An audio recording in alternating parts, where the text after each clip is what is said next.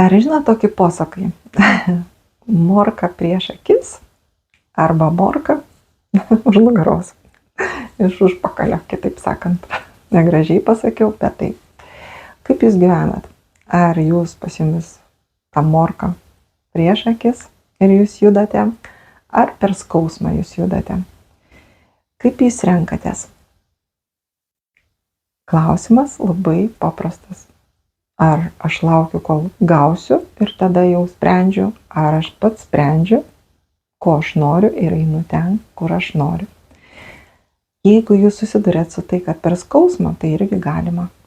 Ir tai yra sveikintina. Jūs gaunat patirtį, nuostabią, tik ta patirtis neaišku, kurimis nuves. Nes dažniausiai per skausmą mes pradedam dar giliau klimti. Didesnė susidaryti savo situacijas, kurios mums vėlgi nelabai linksmos, nelabai skanios. Tai jeigu jums problema yra pinigai, sveikata, santykiai, tai tada klausimas, ką jūs darot. Ką jūs darot dėl to, kad tai nebūtų jums kaip problema. Ir jeigu jūs galvojate, kad tai įtakoja kiti žmonės, tai sėkmės jums toliau. Dar daugiau apie tai galvokite. Ir dar daugiau prarasite savo jėgos, prarasite galimybę sukurti kažką, prarasite tiesiog savo energiją tam. Kodėl jūs tingite?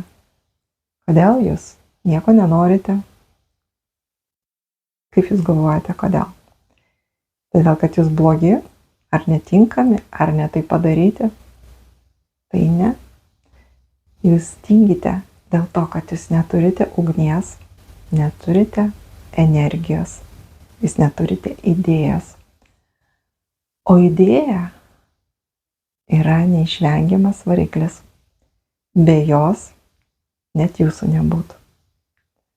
Idėja, tu esi, kiekvienas iš jūsų, aš esu, tai yra minties forma, kuri pritraukia būtent dulkes ir jūs turit kūną.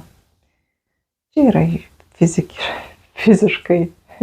fizikiniai dėsniai, pagal kurią padaryta visa visata. Viskas sukurta, kas mes suvokiam materialumą. Jeigu jums tai įdomu, ateikit, studijuosim, išmoksim ir naudosim.